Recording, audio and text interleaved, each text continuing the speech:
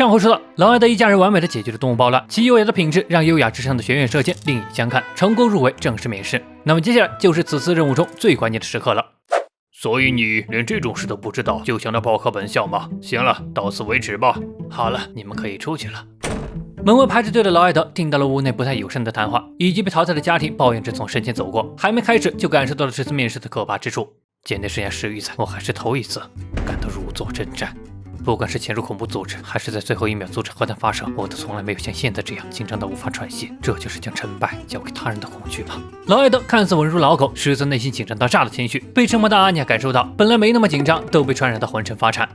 下一位，福杰先生。终于，紧张的气氛结束了，因为接下来就轮到直面恐惧了。此次行动最为关键的时刻，伊甸学院的入校面试，刷新了无数家庭最为严苛的3方会谈。主要环节为回答3位主考官的提问，再由考官自由打分决定合格与否。这个环节的可怕在于3名考官性格不一，需要同时照顾到3个人的想法是难上加难。不过对于劳埃德来说，早有准备。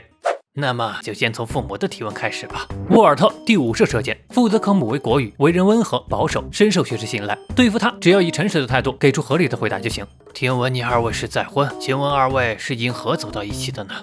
也只有看重家庭背景的伊甸学院会一上来就问这种问题。我和妻子是在身穿贵校制服的老字号裁缝店里偶然相遇的，他那令人的言行深深吸引住了我。实际上是突然投去他身后。自从前妻离世后，因为还要照顾女儿，我对再婚一事十分谨慎。但在和妻子的交谈中，我们情投意合，实际上是利害关系一致。她相当温柔，也替家人着想，想必和我的女儿也能相处甚欢。这一番教科书般的回答，完美的不能再完美了。接着，考官将目标放在了约尔身上。约尔经过这些天的训练，也说得有模有样的。劳埃德先生是为孩子着想的出色男性，对我的事情也很挂念，实际是因单身而苦恼一事。看来是个不错的家庭。夫妻2人的完美应答算是基本蒙混过去了，但接下来这位就不好对付了。夫人，你明明这么漂亮，为何偏偏找个带拖油瓶的男人？你这样很不优雅呀，斯旺老师。斯旺第2射射箭，前任校长独子，通过走后门得到任用，傲慢、贪婪、自私。上个月妻子刚刚提出离婚，同时失去了女儿的抚养权。根据目前所听到的面试内容，他因妒忌别人的家庭，尽做些迁怒他人的发言，还是别刺激这家伙为上策。那么下一个问题，能否谈谈你们为何会选择本校呢？不外乎是因为贵校具备高水平的师资条件，那当然是为了接近目标人物。贵校有着丰富的知识素养，从爱国理念到精英精神，能够全方位深入指导学生的，除了享有盛名的伊甸学院老师外，别无他想。不愧是老夫看好的男人，非常优雅。劳埃德夫杰。第3位考官亨利是第3射射箭，负责科目为历史，性格优雅。那么在2位眼中，令千金是个怎样的孩子呢？先分别谈谈他的优点和缺点。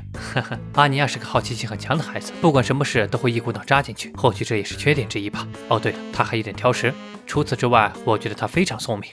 才考30分，就他还聪明，偶尔还会做出像是看穿了我心里的行为，让我心头一紧。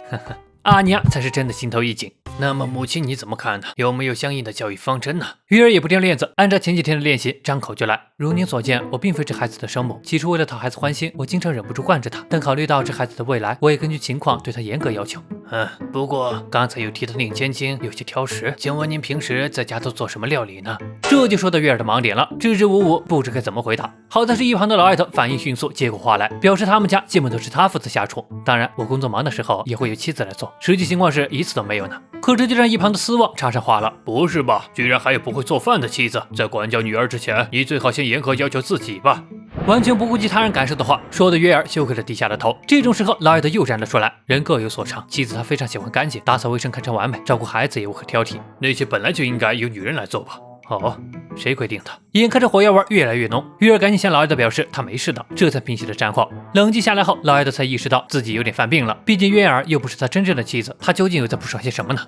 然而，劳埃德为妻子站出来说话的模样让斯旺非常不爽。俊男美女的恩爱夫妻，真是叫人恶心。看我不鸡蛋里挑骨头，让你们露出马脚。这种人要是不淘汰，那这个世界就太不公平了。斯旺的心声被阿尼亚听得一清二楚，父亲和母亲都被讨厌了，那阿尼亚就必须要加油了。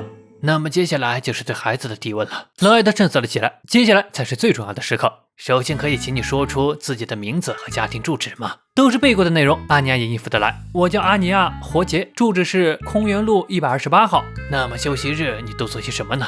逛画展，吃歌剧。很好，都是预料之中的问题。不过总感觉有哪里不太对。那你要是进了本校，你想做些什么呢？这个问题阿尼亚一时没想起来，倒是听到了劳埃德的心声。如果是我的话，最主要的任务是参加联谊会，揭发敌对组织和同谋的死亡的全盘计划。然后为了阻止计划，首先要揭发发组织头头的秘密。他在说什么呢？不应该是想去图书馆看书吗？这下才听到正确答案，还想纠正，但已经为时已晚。组织头头是指校长先生吗？眼看着形势发展越来越不妙，劳埃德赶紧纠场，呵呵，这孩子有强烈的上进心，正因为此，他对本校校长的为人处事非常感兴趣。这番机智的解释，连亨利都不得不暗自赞赏。小孩子小年纪就有如此向人学习的态度。不过他还是要问一句，那你能说出那位校长的名字吗，小姑娘？很显然，阿尼亚根本没记住，但通过劳埃德的心声，还是勉强答对了。亨利追问道：“那么，想要达到他那样的成就，什么样的努力是必不可少的呢？”阿尼亚愣了片刻，硬着头皮说道：“赤手空拳在丛林里生存，通过和死亡相伴来锻炼精神意志。”我靠，那是昨天几天动画里主角的特训哦！这是何等的觉悟！看来我还是小瞧了这小姑娘啊！哈哈，我觉得你不用把自己逼到那种地步啊。我们换个话题，来聊聊你的父母吧。你知道你父亲的工作是什么吗？阿尼亚下意识就要说出那2个字，不禁让一旁的劳埃德心头一紧。简直棒呆了的心理医生。该不该说阿尼亚反应还是挺快的呢？那新妈妈是个怎样的人呢？非常的温柔，但是偶尔有点吓人呢。约尔又被打击到。那要是给你父母亲打分的话，你会打几分呢？阿尼亚这一次不带犹豫，脱口而出100分。父亲和母亲都很有趣，我最喜欢他们了，我想永远跟他们在一起。阿尼亚的话狠狠戳中了老父母的心，他们知道这个问题可不是事先准备好的，而是阿尼亚自己表述的。不过这一幕看在有的人眼里就不太舒服了。那现在的妈妈和以前的妈妈比，谁的分数更高呢？一旁的卧蛇剑赶紧提醒他，这个问题不太好吧？但是死胖子表示他的问题由他来决定。江宁换个问题，虽然不清楚阿尼亚身为孤儿的原因，但他的生母恐怕已经……不行，不回答就要扣分。不知何时，阿尼亚脸上已经挂满了泪珠，嘴里喃喃道：“妈妈。”显然是被勾起了不好的回忆。那死胖子还在不停地说着：“是吧？果然还是以前的妈妈好啊。”约尔已经忍不住上前安慰阿尼亚，并指责考官太过分了。劳埃德则以大局为重，还是让约尔忍一忍。我们这里也有很多离开父母的寄宿生，因为一点小事就哭哭啼啼的话，可是没办法在这里待下去的哦。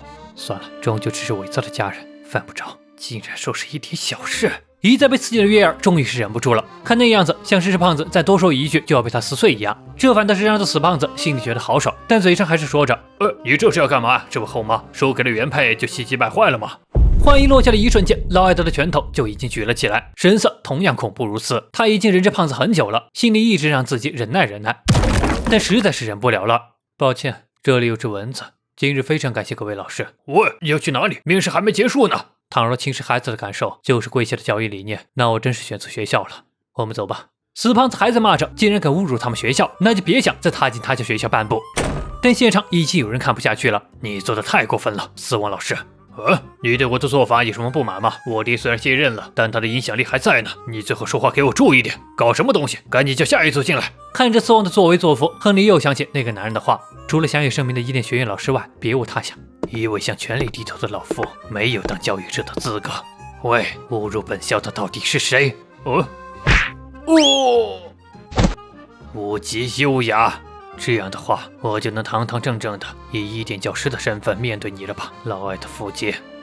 就在亨利大展拳脚捍卫教师的尊严时，福杰一家人正因搞砸了面试而忏悔中。劳埃德满脑子都是任务搞砸了，约尔则总能在这个时候表示去泡个茶想，而阿尼亚也罕见的低着头向劳埃德道歉，没能在面试中好好表现。满脑子都是不配做间谍的劳埃德，还是先安慰了阿尼亚，没关系的，阿尼亚，那种学校你也不想去的吧？但意外的是，阿尼亚抓着他裤子，将头埋在他腿上，说道：“阿尼亚想去上学。”因为进不了学校，那就意味着任务失败了，他们也就要分开了。而此刻正泡着茶的约尔心里也不是滋味，要是面试没通过，这样的生活就要结束了。他赶紧甩了甩头，安慰自己无所谓的，他只是担心会妨碍他工作而已。说是搞砸了，但其实也未必。阿尼亚表示，那个戴眼镜的大叔和单片眼镜的大叔都是好人，他们一定会帮我们的。虽然话说的没错，但劳埃德心里很清楚，身为间谍不能相信除了他自己以外的任何人，并且要为最坏的情况做好心理准备。不过一想到阿尼亚那句“我想永远跟他们在一起”，他心里就舒坦多了。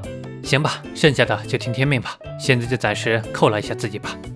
祝咱们家有个光明的未来。辛苦了。经过了一个惊心动魄的考试日，不管结果如何，至少他们一家人还是要笑着度过的。不过，只听得哐当一声，墙上的照片突然掉了下来。几人走近一看，居然是全家福掉了，总有一种不祥的预感。